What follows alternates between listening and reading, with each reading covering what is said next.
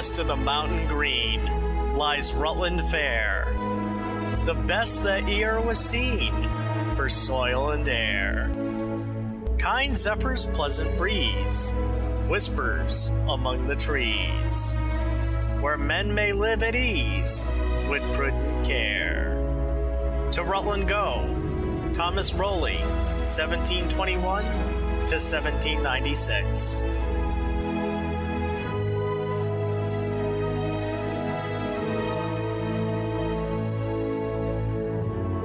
Welcome to Main Street Park, established in 1790. The park was the center of the community at this time. Shops lined the north side of West Street and the east side of Main Street, where there was a courthouse, hotel, and post office. In 1852, this is the intersection of West and Main Streets, east of the park. On the left, we see the Protective Union store on the north side and the Francis Fenn Druggist on the south side. The 1792 courthouse dominates the skyline. South of the courthouse is the Franklin House, a leading hotel of the stagecoach era. Not long after this photo was taken, business activity migrated to its present locations on Merchants Row.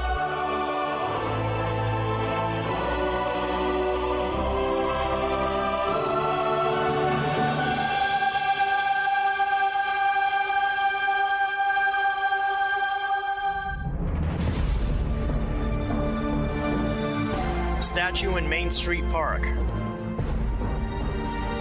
This statue, erected in 1915 by the Daughters of the American Revolution, commonly mistaken as a tribute to Ethan Allen, is actually in honor of all the Green Mountain Boys. When a New York sheriff leading 300 militiamen attempted to take possession of Grant's Farms in 1771, he met with strong resistance. A determined group of Bennington militia led by young firebrands Ethan Allen and Remember Baker blocked his efforts. Several Grant towns then organized committees of safety and military companies to protect their interest against the Yorkers. These military groups called themselves the New Hampshire Men, while New York authorities referred to them as the Bennington Mob and rioters. By 1772, they were called the Green Mountain Boys. When they continued to terrorize, beat, and burn out Yorkers, the governor of New York offered rewards for their capture and then said he wanted them sentenced to death. In response, their leader, Ethan Allen, declared they were fighting for their liberty, property, and life, thereby linking the Grant's cause to America's fight with Britain. The Green Mountain Boys went on to play pivotal military roles in the independence of Vermont and America's revolutionary cause.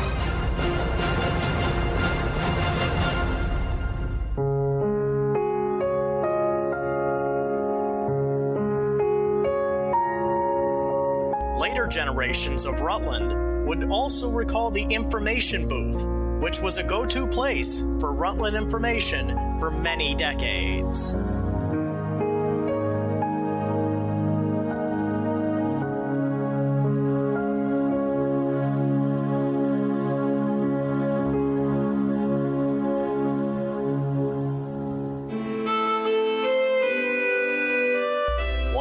Center Street.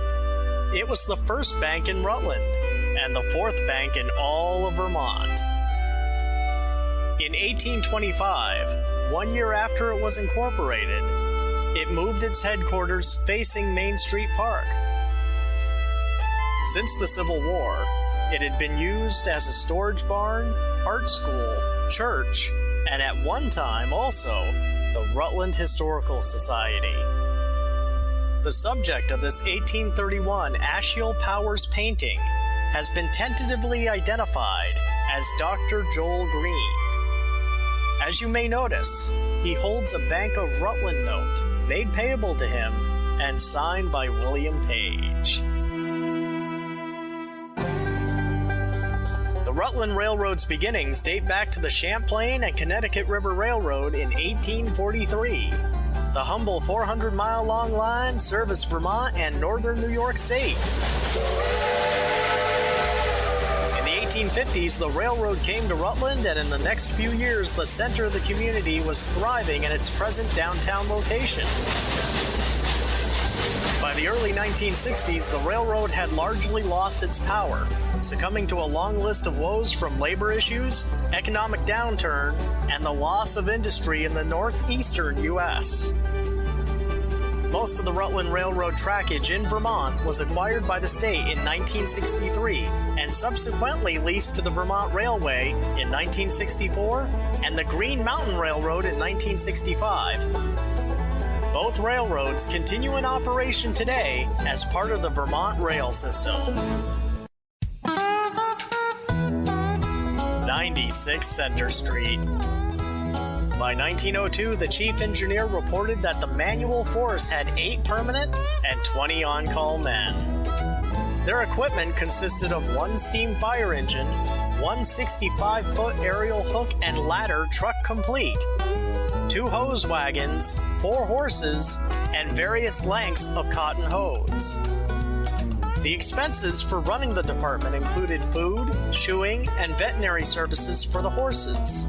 It also included fuel for the station and a new furnace for station number 2. Since 1993, Old Number 2 has been the home of not only the Rutland Historical Society, but its collection of various eras of Rutland and its people, from present day dating all the way back to our founding.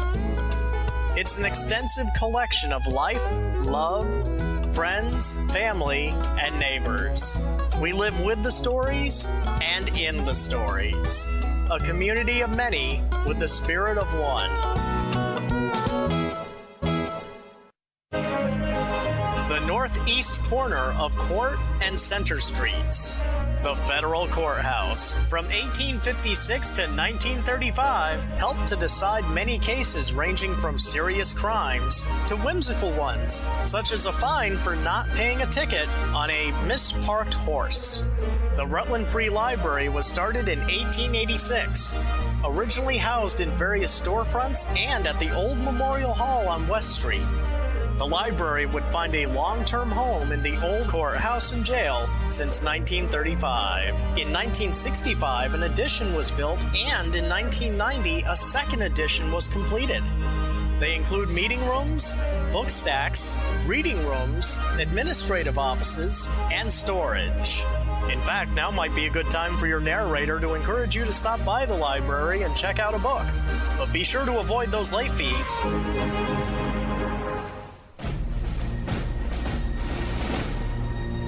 The southeast corner of Court and Center Streets. In 1858, the Bank of Rutland built new headquarters across Center Street from the newly completed U.S. Courthouse. By 1867, it was sold to marble dealer John Reynolds, who remodeled it in a French Empire style. In 1919, John A. Meade donated it to the city for a community center.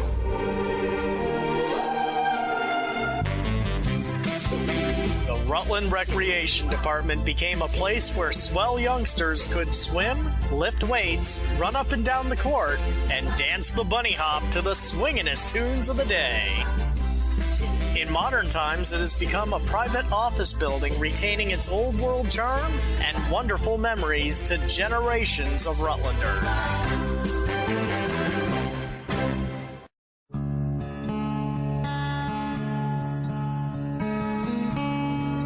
8 Court Street, Grace Congregational Church. The church's congregation first gathered in 1788 as East Parish Congregational Church. And the current church building was completed in 1860 during the pastorship of Reverend Silas Aiken.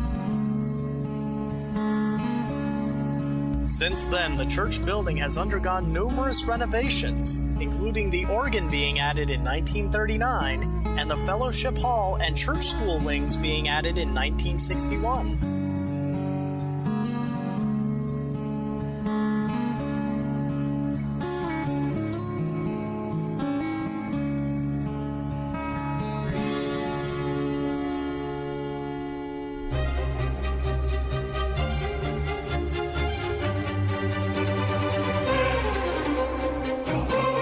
The northwest corner of Court and Center Streets. 83 Center Street, the Rutland County Courthouse. In 1870, this would be the last architectural commission of the great John Kane. John Kane, known not only as the designer of many Gothic Revival-style churches in the area, but also as the publisher of the Rutland Courier. The crowning cupola on top was moved around 1888 from the center of the roof to its present location.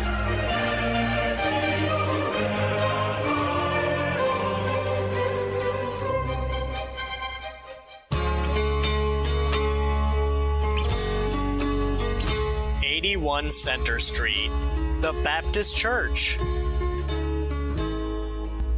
Across from the Moose Club, Knights of Pythias, was the Baptist Church, established in 1871. Unfortunately, the church caught fire twice in roughly a 12-month span.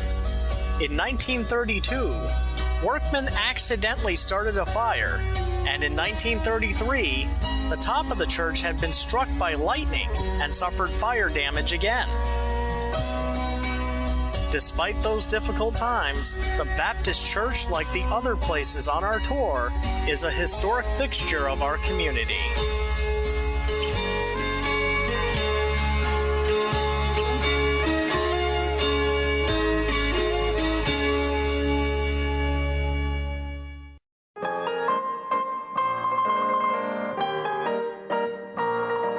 '78 Center Street, the Sheldon House, 1860.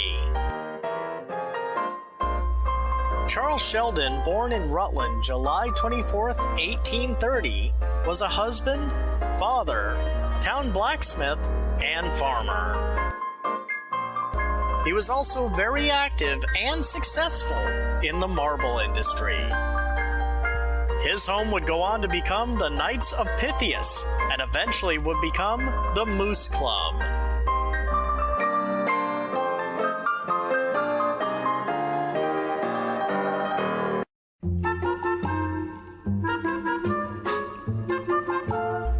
'67 Center Street. This happens to be one of the very last wooden stores in downtown Rutland. Since it was built in 1865, it has proven to be a very versatile location, housing a variety of different businesses over its lifetime. The Rutland City Band marches by during another festive Rutland parade in the mid to late 1900s.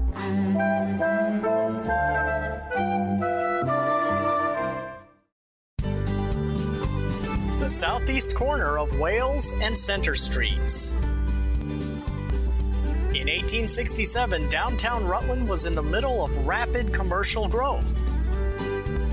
On the east side of Merchants Row, we see from left to right the roof of the Crampton Block, the Daniel Verder Bakery, Landon and Bates Hardware Store, and in the Bates Building, the Balch Millinery Shop, the Hillard and Oaks Dry Goods Store, and the Prindle and Burnham Insurance Agency. Sadly, on July 2nd, 1868, all these buildings would fall victim to an arsonist. Much like Rutland, this location would bounce back. Later, the Verder Steam Bakery, built in 1869, would become Metzger's Awning Company, which would in turn become, as we know it today, the Brock Building.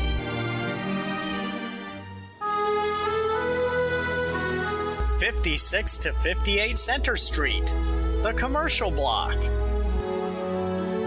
The expanding trolley system brought increasing numbers of shoppers and clients to the downtown Rutland area, where businesses prospered in the latter 1880s and 1890s. This building, built in 1869, is distinguished for its corner turret, the only such decorative feature found downtown. Its history is vast, as each generation has seen it in its own ways. Some saw it as the old Eagles Club. In the modern age, it has been seen as the Center Street Saloon, a place to unwind with friends, play darts, and laugh over a beer.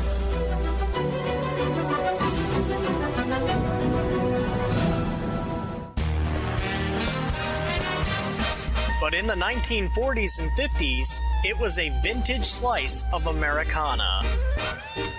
Shangra's Pharmacy and Soda Fountain, where you knew the pharmacist by his first name, filled a prescription, and perhaps saw some youngsters enjoying a malt while shopping for one of those state-of-the-art cameras. On August 14, 1990, while renovating the storefront of the Center Street Saloon, the past saw the light of day once again, causing grandparents, including mine, to share their wonderful memories from that bygone era.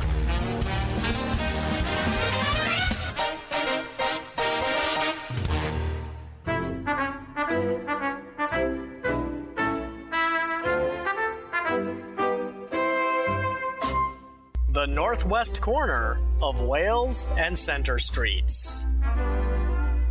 The hole in the ground. As some have referred to it in modern times, it's said not as a derogatory term, but more so to describe the physical location's look.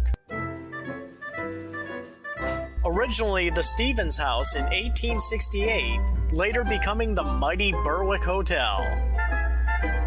The Berwick was not only an important part of the downtown community in its lifetime, but it also was part of many historic moments. On October 8, 1912, President William Howard Taft was running for his second term as president. He was locked in a rough election that pitted him against Woodrow Wilson and his old friend and former president, Theodore Roosevelt. In 1932, presidential candidate, this new fella, Franklin Delano Roosevelt, was greeted with a warm and hearty welcome. The Center Street Saloon can be seen in the background. The Berwick had delicious food, its own barber shop, and the mouth-watering Cinderella Sweets. Two instant memories about Cinderella Sweets. One, the sweet smells and smiles that would greet you at the door. And two, the candy shop was so clean, you could perform open-heart surgery in it. Youngsters of that era would get rock candy to enjoy while going to the Grand Theater on weekends. It was sure tough to decide between all the delicious treats, like the Boston Baked Beans, crisp peanut brittle, peanut butter fudge, or dark chocolate-covered caramels, just to name a few.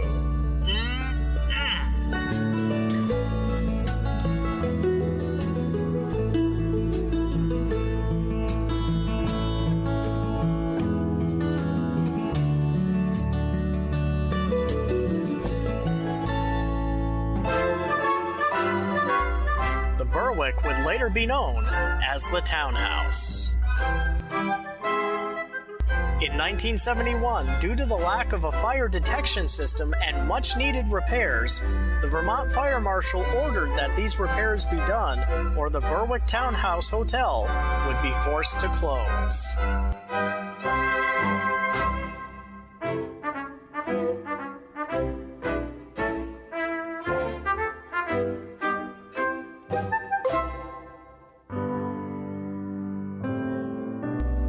In the early morning hours of January 7th, 1973, the worst of all possible fears was realized. A fire began, and despite the constant and heroic efforts of the fire department, the Berwick Townhouse was destroyed, and several neighboring buildings were damaged. The lives of Anna McGurk, Albert Houghton, Jacqueline LaRose, Joseph Termel, and Harold Fuller were unfortunately lost.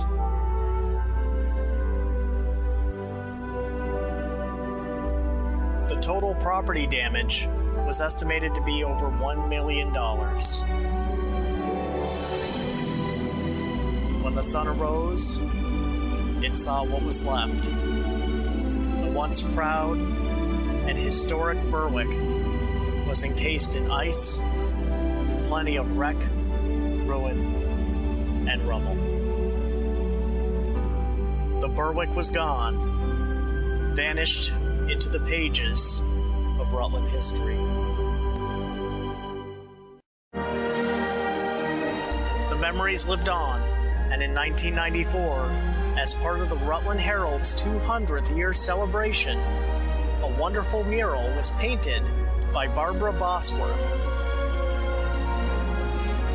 The painting shows the downtown area, with everyday citizens enjoying Depot Park. Seen reading the newspaper, walking along as little children run and play. On June 3rd, 2013, it was decided that due to the weather, sunlight, and other aging elements, that the mural be taken down and preserved in a safe location.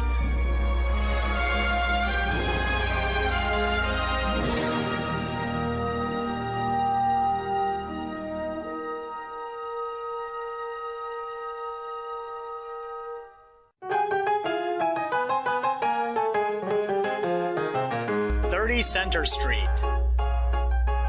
This was the modern-day Paramount Theater. As seen here prior to 1913, it was a livery, more commonly known as a horse barn. In 1913, George Chaffee built a theater called the Playhouse. The exterior of the Playhouse had a classical style, reflecting the city's beautiful movement of that time, while the interior resembled a grand Victorian-era opera house with lavish decoration. The theater was renamed the Paramount in 1931, and its entertainment shifted from live performance to movies. The movie theater closed in 1975. In 1999, a local group began restoring the theater to its historic appearance. The theater reopened in March 2000 and serves again as a center for artistic, cultural, and educational events.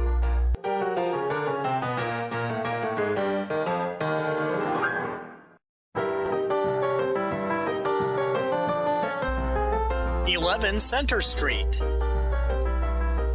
Originally the Tuttle Printing and Rutland Herald building, the latest news of the day passed into and out from this building. It would be destroyed in the horrific fire of 1906. Afterwards, it would be rebuilt and become the location for Monsat Jewelers. In the present day, she towers as a beautiful example of Rutland's can-do spirit.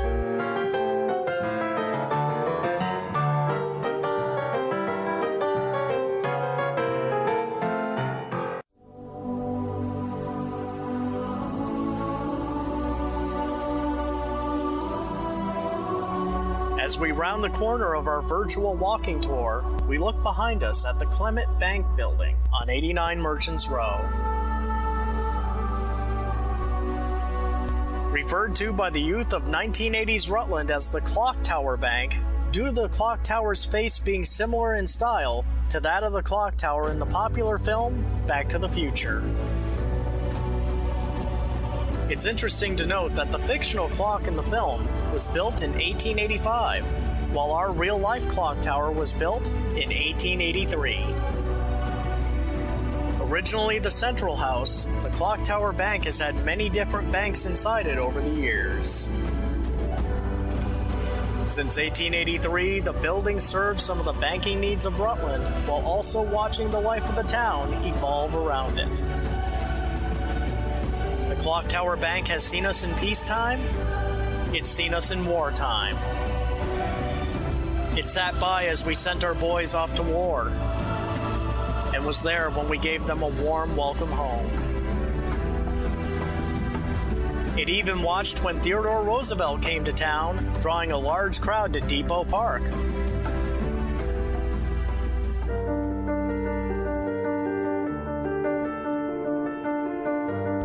One catastrophic event it bore witness to was the horrific downtown fire of 1906. The fire began in the Bates House, the present site of the Meade Building.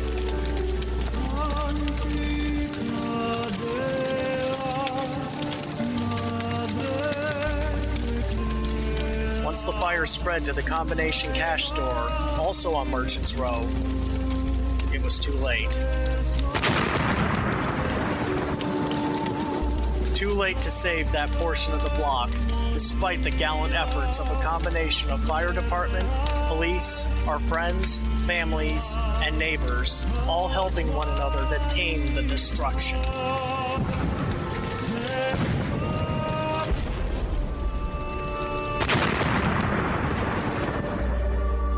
One of the reasons the aftermath looked much like a site after a bomb had been dropped was due in part to the explosive power added to the fire by the barrels of oil and varnish that were located in the Combination Cash Store.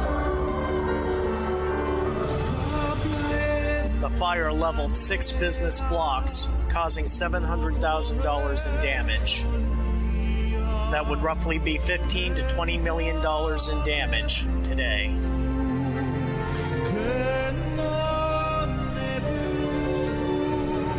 Clock Tower Bank has become almost like the eye of downtown, watching the times change, the way we travel, communicate, and what are the current pop culture tastes of the community. Everything evolved around it as the clock tower stood. It's watched an entire community be born, live, love, marry, have children, retire, and die.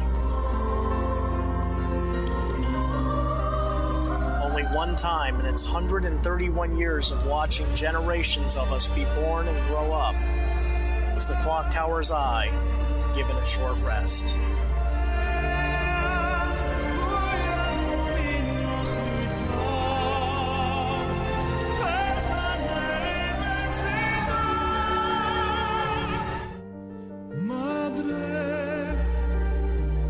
Today, the Clock Tower Bank has various offices and is the home of TD Bank.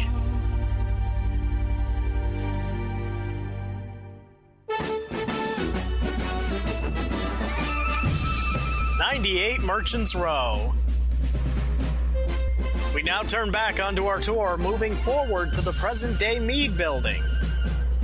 Originally the Bates House, it would go through drastic changes after 2 horrible fires, one of which we just described. The first Bates House seen here decorated for the Rutland Centennial in 1870. By 1876, the first Bates House had burned down, but in 1877, the new Bates House was built with a classic mansard roof. Rutland was bouncing back, and it had a lot of optimism behind it. Originally, the Meade Building was going to be 4 floors, but John A. Meade reflected that optimism of Rutland and said, no, let's make it 5 floors. Those 5 floors would grace the downtown skyline to this very day, with the top being slightly changed over that period of time.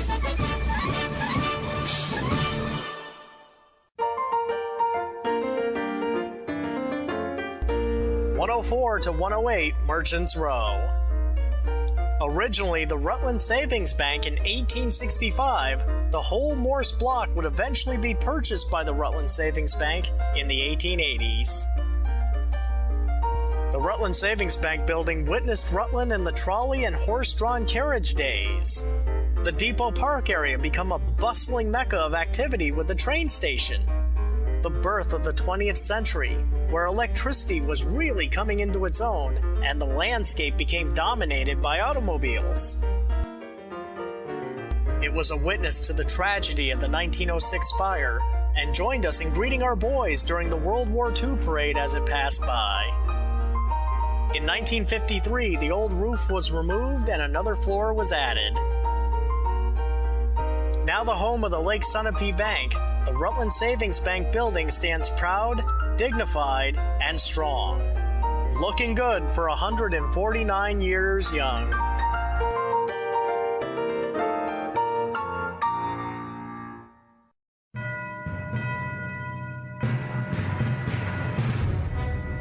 (128) Merchants Row. In the 1870s, it was the Baxter Bank building, and it would serve generations of Rutlanders. By the second decade of the 20th century, Rutland entered an age of change, an age that would show the outside world knocking on our door. Merchants Row became more modernized. Posters hang in the storefronts on the far left, promoting an exhibition by the new boxing heavyweight champion of the world, Jack Johnson, to be seen at the Opera House, October 6, 1910. In 1930, it was replaced by the Service Building, which was built off the original backing of the Baxter Bank building. To a generation of Rutlanders, it has been called the Superman Building. Some would say in jest that if the Superman building could talk, it would whimsically say of the time it's seen. The folks remain the same, only the clothes and music are different. Telegraphs to Apple iPhones, wagons to cars, oil lamps to electricity. The former Baxter Bank, now Service Building, has seen it all.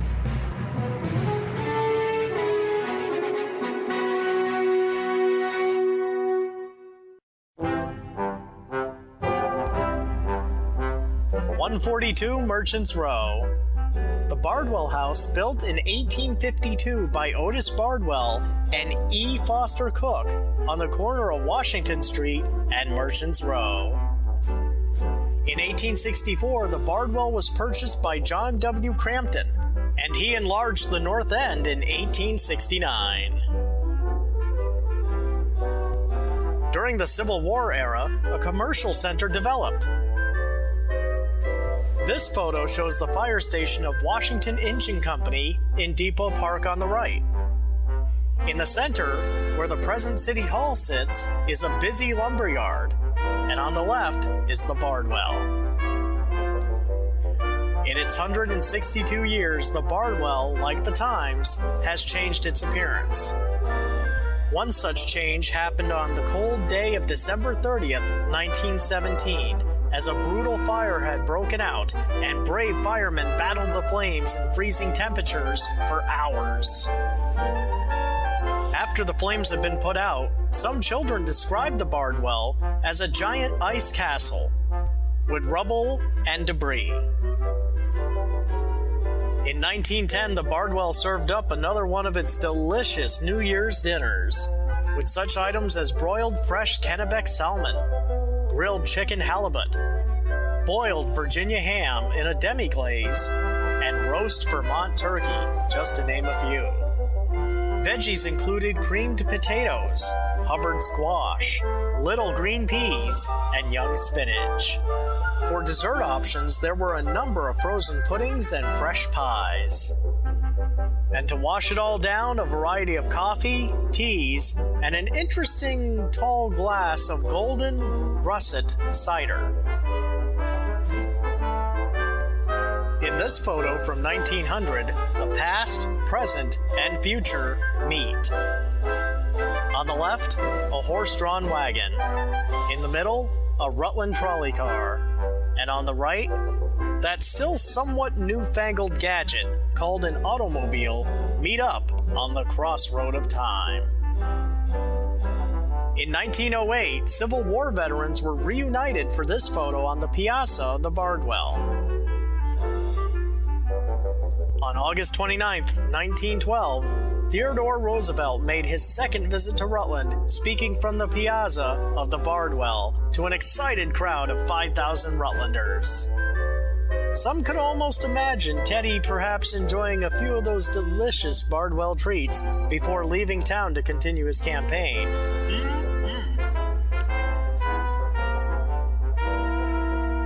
The Bardwell, which had been light-colored, perhaps white, in 1880, was again painted white as seen here in the 1970s. In the fall of 1982, perhaps fall of 1983, it was decided to return it to its vintage brick color. A crew of people worked to carefully strip all traces of the white paint gently from the brick face of the Bardwell. As it turns out, this photo here shows a gentleman doing detailed window trim. That particular gentleman happens to be this narrator's dad, hard at work with the rest of the crew restoring the Bardwell building. Today, this building, rich in the very essence of Rutland history, is appropriately the home of Rutland seniors, a fitting home of wonderful history for the warm and wonderful elders of our community.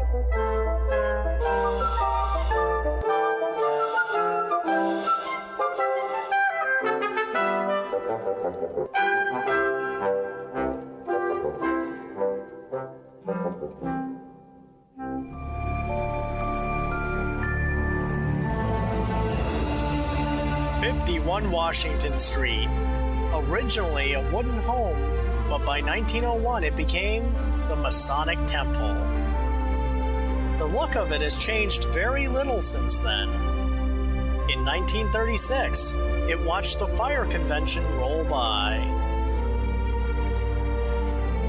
In 1958, it can be seen in the background as one of Rutland's finest gets ready to go on motorbike patrol. The sun shines bright on this day in 1979, and the Masonic Temple, with its familiar face, stands to this modern day virtually unaffected by the sands of time.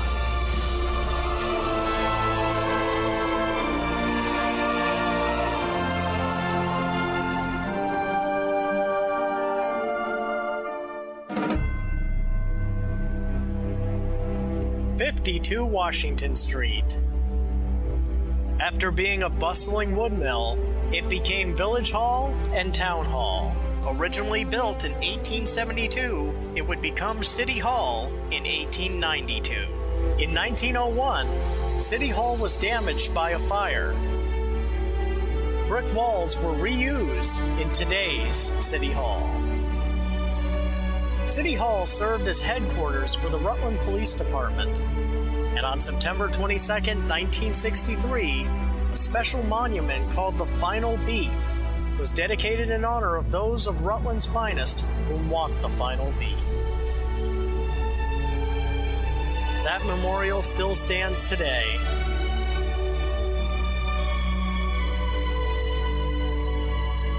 The building also served as the Rutland Fire Department, consisting of another group of Rutland's finest fighting against and investigating fires.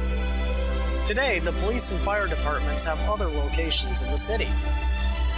The City Hall building has served many community purposes, and when the sun on a pretty day shines just right, the building takes on a wonderful red-orange glow.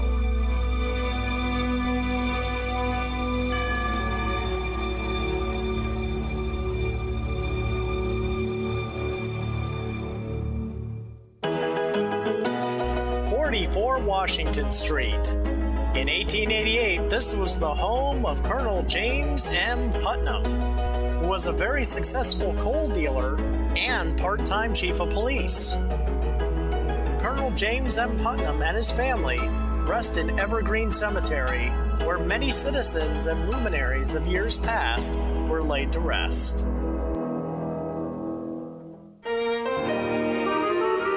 36 Washington Street, the John A. Meade home. John Abner Meade, the great-great-grandson of James Meade, the first permanent settler of Rutland in 1770. John A. Meade was born in Fairhaven, Vermont. His studies at Middlebury College were interrupted while he served in the Vermont Volunteers for about 9 months during the Civil War. After graduating from Middlebury, he studied medicine at the College of Physicians and Surgeons of the Columbia University Medical College and became house physician at Kings County Hospital in Brooklyn, New York. He later moved to his home in 1867, where he practiced medicine until 1888, when he was appointed chair in the medical department of the University of Vermont. When business pressures necessitated giving up his medical practice, he associated with a number of banking firms, served as a director of the Rutland Railroad, and president of the John A. Meade Manufacturing Company. In politics, he was a mayor of Rutland and then governor of Vermont. As mentioned earlier, in 1919, he donated the old Bank of Rutland building to the city for a community center for the families and children of Rutland.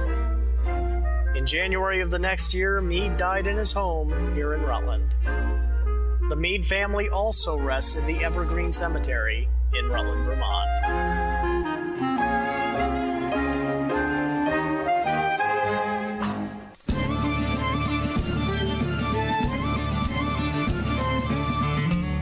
"25 Washington Street.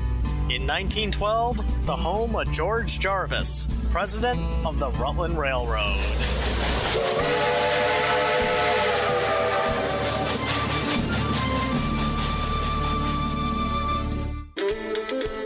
26 Washington Street. In 1810, Moses Strong moved to Rutland, where he bought a property on the east side of South Main Street. By 1840, he was long since married, had a family, and settled into his new home on 61 South Main Street. Moses was not only an attorney and a judge of the county court, but he was also instrumental in bringing the Rutland Railroad through Rutland. In 1852, his son, George Strong, subdivided the land west of Main and south of West Streets that he inherited from his father, Moses. He then erected this elegant brick home on the newly laid Washington Street.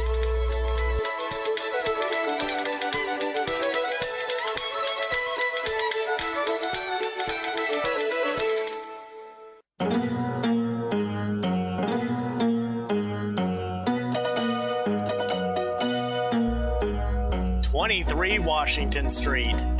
By the post-Civil War era, this was the Wallace Clement home. Wallace Clement was very successful as a marble dealer. Today, it's the home of Vibe Portrait Art.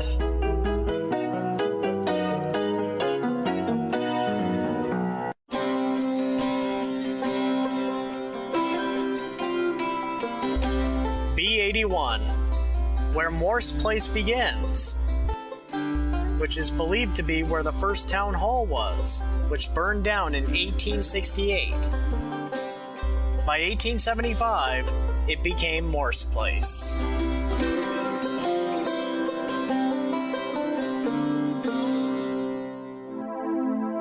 Two Washington Street. In 1857, Captain Butman's widow lived here. The building has what is called a widow's walk. Mrs. Butman would go up there to look to see if her husband's ship was coming home. Today, it's the Clifford Funeral Home.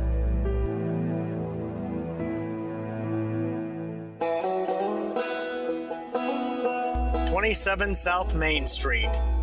William Buttman, a retired sea captain, lived here in 1832. It later was the home of lawyer Solomon Foote, who was an opponent to slavery, who served as a U.S. representative and senator. Foote purchased the Buttman property, which included 2 houses and land just south of the present fire station. Foote was once described as 6 feet in height, lacking a fraction of an inch. 2 years before his death, he weighed 217 pounds. A well-sounding, sonorous voice. Despite having oddly large limbs, hands, and feet, he posed a dignified and commanding presence.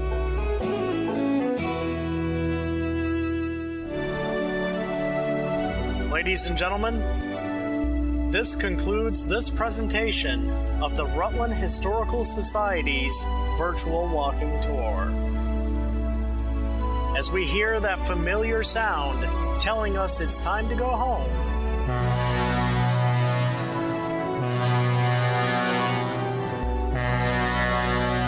I am reminded of the words of Rutland poet Julia C. Ardor. The sun come up, the sun goes down, the night mist shroudeth the sleeping town.